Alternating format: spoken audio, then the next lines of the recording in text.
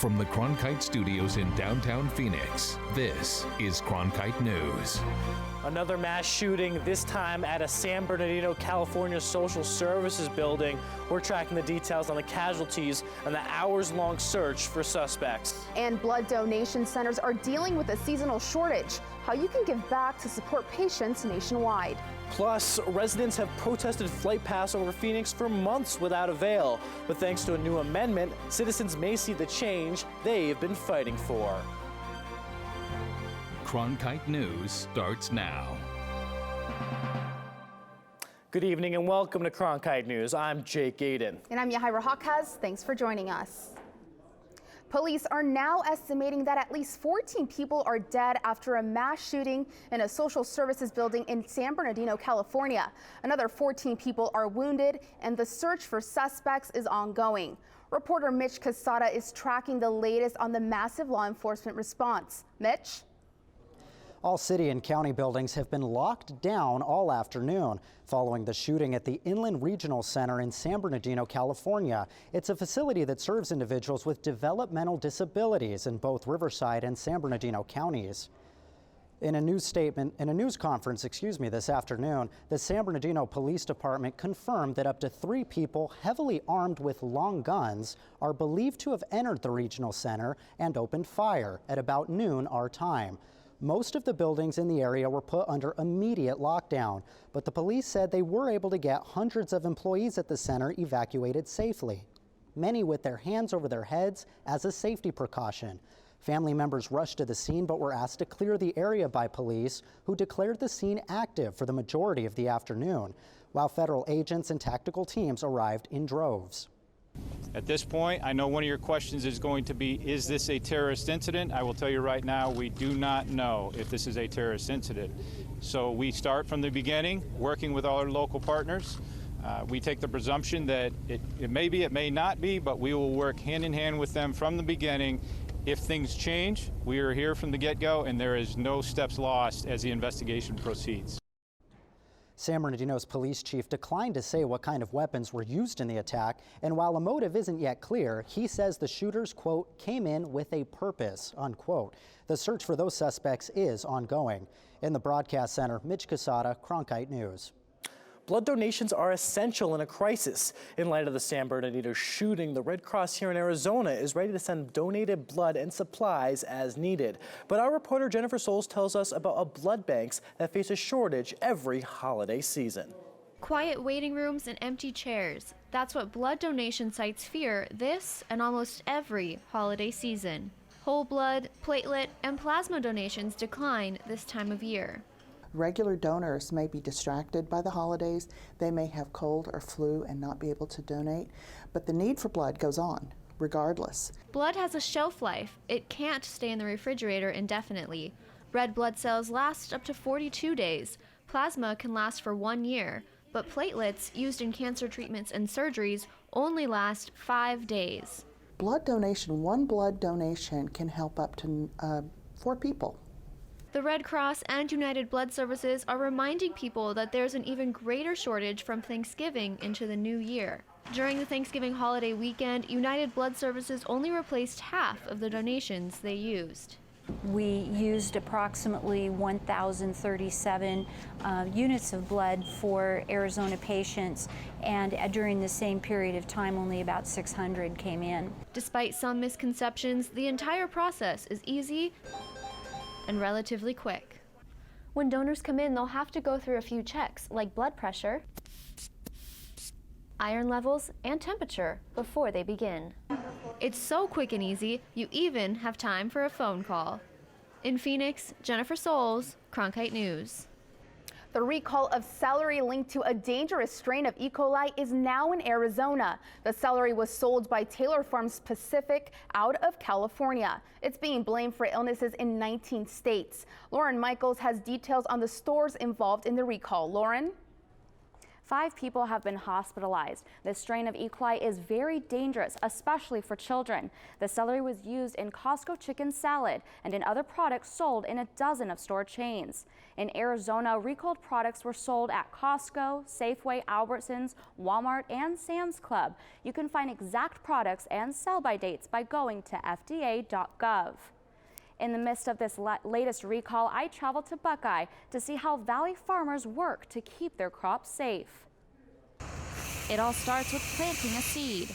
But for farmer Arnott Duncan, owner of Duncan Family Farms, food safety starts way before. All of the inputs that you're putting into the production of that crop, fertilizers, seed, any pesticides that you may utilize, water, testing those things to make sure that they're free of pathogens. A procedure that came from LGMA, Leafy Greens Marketing Agreement. With California and Arizona being leafy green leaders in the country, this agreement was established by agriculture experts in California of 2007 after a serious food outbreak, then adopted in Arizona shortly after. This allows farmers to voluntarily implement this program of food safety. Essentially, it changed the culture of our farm. It changed the culture of how we operate and how we farm on a daily basis. Another program with new rules to the state is FSMA, which stands for Food Safety Modernization Act. According to Arizona Department of Agriculture, many states are worried about cost. If FSMA is not funded, they are unable to work with FDA in the order to implement these rules of FSMA.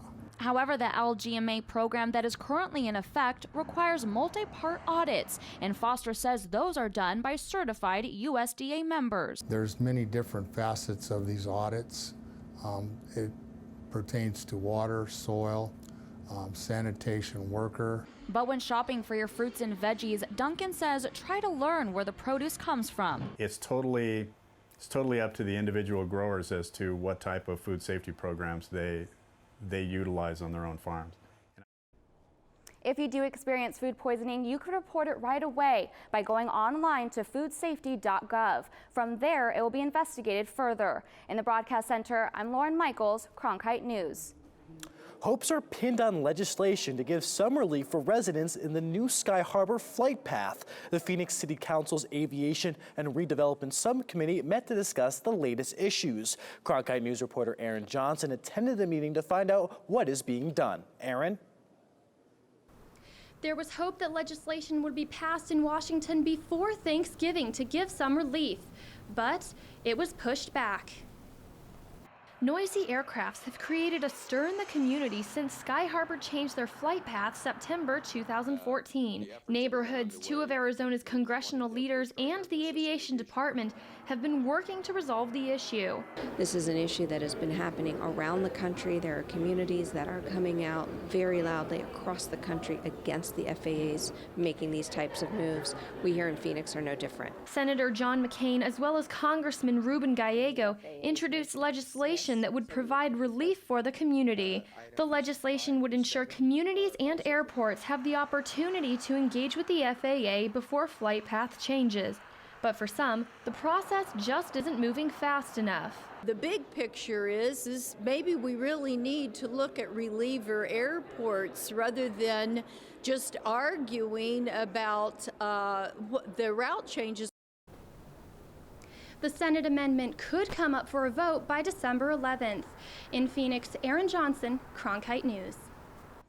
No injuries were reported after 4 aircrafts were illuminated by lasers last night at Sky Harbor Airport. FAA spokesperson Alan Knitzer says that the illumination happened over a 2.5-hour time span and involved a small helicopter, a regional jet, and 2 single-engine planes. Lasers are a concern because they can temporarily blind pilots. One Arizona lawmaker is planning to resign to focus on challenging current U.S. Senator John McCain. Arizona State Senator Kelly Ward announced today that she will step down December 15th to prepare to challenge McCain for the seat he has held for 5 terms. Ward was criticized McCain in the past year, saying he only embraces conservative values when he runs for re-election. The Mojave County Board of Supervisors will appoint someone to fill her seat once she resigns. The U.S. pledged $150 million to the Global Resilience Partnership to mobilize funding for Africa and Asia today at the UN climate talks. Cronkite News reporter Ebony Johnson has more on what these climate negotiations can do for Arizona. Today marks day 3 of the United Nations climate negotiations happening in Paris. Arizona climate expert Natalie Lucas says this year has one purpose. The main goal of this year is to figure out how nations can come together to come to a shared agreement, which is trying to limit global warming overall below 2 degrees Celsius on average. The United States emission reduction pledges 26 to 28% reduction by 2025. Climate change is going to create a lot of extreme weather, obviously. Youth delegate with an environmental nonprofit, Karina Gonzalez, hopes are to find justice for developing countries. But unfortunately, developing countries are the ones that are going to be affected most by this. But first world nations are the ones that are burning most of the fossil fuels that are going to create climate change in the first place. As for Arizona, Lucas says it can be a little tricky. The state as a whole is not as good, and that's why it's really important for universities and communities to be taking a lot of leadership. Lucas says that Arizona's state legislature may be to blame. They have not been very supportive of climate issues. Arizona has a lot of work to do, but hopefully these talks will motivate the state to do better. In Phoenix, Ebony Johnson, Cronkite News. The UN climate talks are currently underway, with world leaders coming to a final agreement on December 11th. In Arizona, pastors among evangelical leaders nationwide make an official plea to Congress to support refugees and asylum seekers. Tyler Johnson, the lead pastor of the Redemption Church Arizona, is part of a group calling for compassion and declaring a commitment to help Middle Eastern refugees settle and integrate. The move comes as Congress considers how to move forward on refugee-related legislation after terror scrutiny concerns. Veterans face many challenges when returning from service, but Native American vets may face a more complex set of problems. Cronkite News reporter Adriana Barajas spoke with an activist, taking the issue to the nation's capital and to the big screen. Until you go to the reservation, I don't think you realize how far away things are. It's what led New York filmmaker Marcia Rock to produce Warriors Return. It takes hours, often, to travel to get care, and they really need help with that. A film that highlights Navajo veterans and the challenges they face upon returning home. When I got home, mostly I tried to forget, and I just started drinking. But alcohol abuse is not the only problem for these returning veterans. I even thought about driving off the canyon in my car. But the deal is with that, I couldn't kill myself. Suicide risks and alcohol abuse are some of the challenges Native American veterans face, as well as high unemployment rates, homelessness, and limited access to health care. My nation, the Navajo Nation, we have many veterans that live in dilapidated homes, that live with no electricity, no running water. And so there's just such a huge need. Russell Begay's main concern is that these veterans often travel long distances to get proper health care. They need to have access to health right there, not drive 3 hours, 4 hours, 6 hours away. He says one solution for the Navajo Nation would be to designate the nation as a regional service center that will bring a VA hospital, that will bring all the other benefits. Rock hopes her film brings a better understanding of these issues, so that representatives and staff and other people who work in Washington can focus on the real lives of these warriors and what they're going through. In Washington, D.C., Adriana Barajas, Cronkite News. Experts have shared their predictions for Arizona's economy in the next year. Coming up next on Cronkite News, how improved personal income and job opportunities could impact Arizona in 2016. And it's been an exciting and busy year for ASU hockey, and the more changes are on the way. At ASU, we believe the most important semester is the one that starts after you get your diploma, the one called life. So we work hard to help our alumni thrive, teaching them the importance of not only achieving their goals, but exceeding them. With innovative programs that embrace hands-on learning that encourages real-world growth. Our alumni know it can be the education of a lifetime, for a lifetime. For more information, asu.edu. This is a box that showed you a world beyond your own. It was just a box, but the world has changed, and so have we. And now the box can be almost any size or shape. And you decide what you want to explore. Anytime, any place. Break out of the box with PBS. Are you a news junkie, history buff, science or nature lover? Then discover 8 World, an entire channel devoted to bringing the world home to Arizona. Watch 8 World on Cox 88 or over the air via antenna on 8.3.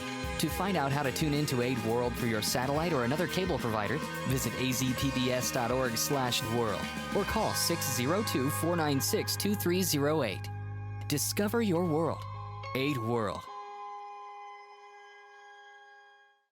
My child who's watching Super Y, and it said, what letter makes the sound R? And my 2-year-old is jumping up and down going, R, R, R. I love that. I wish I knew the genius that came up with Dinosaur Train. I mean, what little boy especially doesn't like dinosaurs and trains and to put them together in one show? My family does without a lot of stuff, but I would be horrified if we had to do without PBS.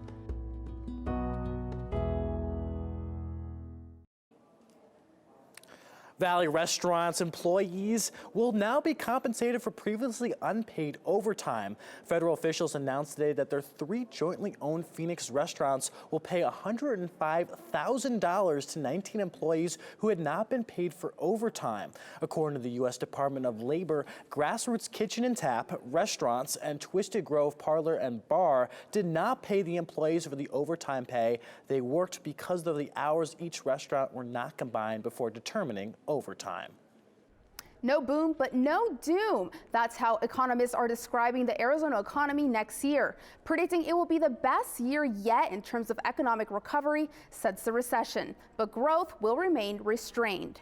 That was discussed at the 52nd Annual Economic Forecast Luncheon presented by J.P. Morgan Chase and the W.P. Carey School of Business. 750 people were in attendance. One of the biggest takeaways was the growth Arizona is projected to see in personal income, a 5% growth for the first time since 2011. It's really an important part of the economy of Arizona because people use their personal income to consume, buy goods and services. So as personal income goes up, that means that the whole economy is going to expand. And of course, that it creates more jobs. The other good news is that Arizona will be on track to finally replace all jobs lost during the recession. But that mix of jobs will be different, with knowledge-based jobs in the finance, healthcare, and business services sector accounting for almost half of those new jobs. 1 year ago today, ASU hockey announced it was going to move up to Division I. October 3rd, the team played its home opener against the University of Arizona at Gila River Arena and sold over 6,000 tickets. ASU has since sold out every home series it has had at its primary venue, Oceanside Arena in Tempe. With the growing interest in Sun Devil hockey, the Valley can expect some even bigger changes for the team in the future. Reporter Rebecca Wynn found out what those changes are.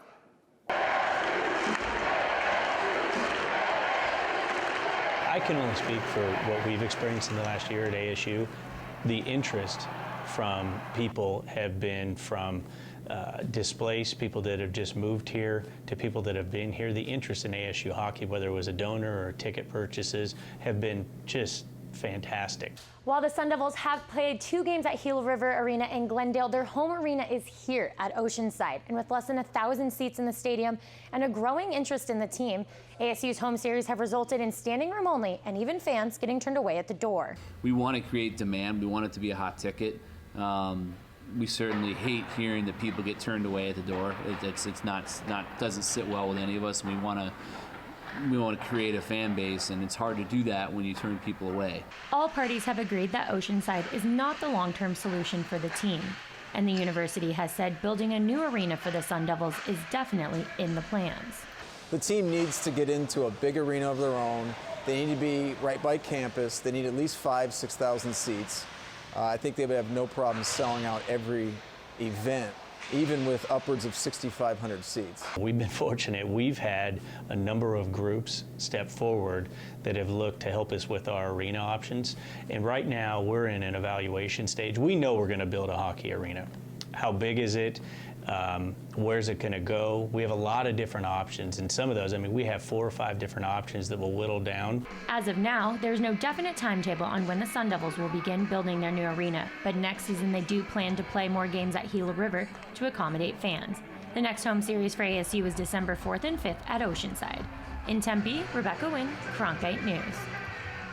Pac-12 networks recently announced that they will be televising 2 of ASU's upcoming games. Their January 8th game against Yale and their home game on February 28th against the U.S. under-18 national team. In just a few days, a parade of brightly colored floats will light up the streets of downtown Phoenix. Coming up next on Cronkite News, we take you behind the scenes of the city's brightest holiday event. And see the amazing technology created by young minds at Roboception. Are you a news junkie, history buff, science or nature lover? Then discover 8 World, an entire channel devoted to bringing the world home to Arizona. Watch 8 World on Cox 88 or over the air via antenna on 8.3. To find out how to tune into 8 World for your satellite or another cable provider, visit azpbs.org/world or call 602-496-2308. Discover your world. 8 World. See this flower garden? There used to be a car sitting there, a car I didn't use and didn't want. So I donated it to public television, and they took care of everything. In addition to supporting my favorite programs, I earned a tax deduction. Turn something you don't need into something you really want. Contact the Vehicle Donation Program. 8 is Arizona PBS, a service of Arizona State University. Want to get teens interested in engineering? Host a Roboception. What is that? It lets students show off their creations in the field of robotics. I think that a good robot is one that is built with teamwork. High school students creating robots and spreading the word so that others will do the same. We have so much dedication and passion for what we do, and we just kind of want people to see that, and we want to inspire other kids to come in, whatever high school they plan on doing, and pursuing something along those lines, because it's just really amazing to be part of a team and being able to complete such an amazing object or machine such as a robot. Students from around the state of Arizona compete every year to build the best robot. Their goal? To receive a chance to compete against teams from around the world in the first robotics competition. Going out to the competition and seeing your robot compete versus others robots, because you've worked so hard on them, and once you go out there and you see it, you're like, wow, I was part of making that. Operating these machines are one thing, but creating them is a totally other. This one robot took 6 weeks to create with a team of 20 and only give specified materials. Showing you what you can do with an education in robotics and science and technology. These student robotics clubs have to build and fundraise to compete, but the knowledge they gain in the process is priceless. Here's our robotics team. This is what kids in high school do. I mean, I don't know if a lot of people know about this, but this is what we do. Look at the skills that we have learned from them. Look at the passion that we have and what we will want to pursue later on. Many students in the robotics club hope to continue their work with robots as they head into college and advance engineering technology. The 29th annual APS Electric Light Parade is this weekend, and reporter Jackie Padilla sheds light on the event and what you can expect this year. This is kind of like Santa's grotto. This is actually a service garage for APS, but during the holidays, Terry Ricketts says it transforms into a special workshop. This time of year it turns into a float decorating area for a lot of the holiday parades around the state.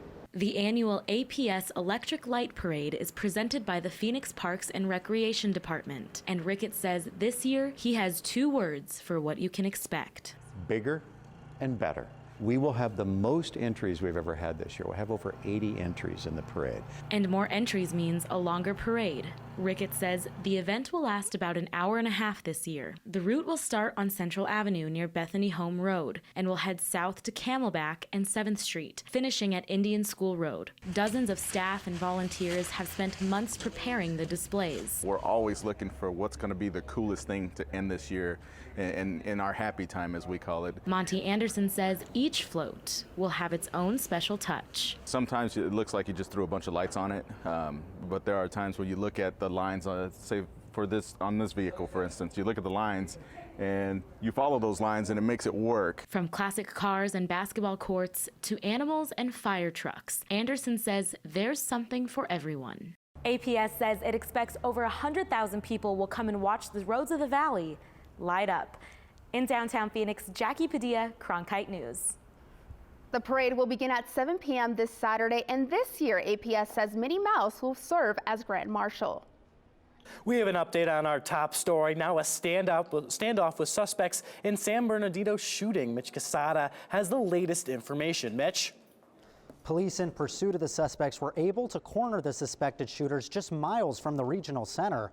Law enforcement surrounded a black SUV with guns drawn. Shots were fired by police and suspects. Police on the scene say one suspect is down, but a standoff with the other suspects is ongoing.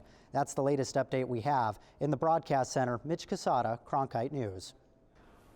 That's it for Cronkite News tonight. Thanks for joining us. For the top Arizona stories anytime, go to cronkitenews.azpbs.org.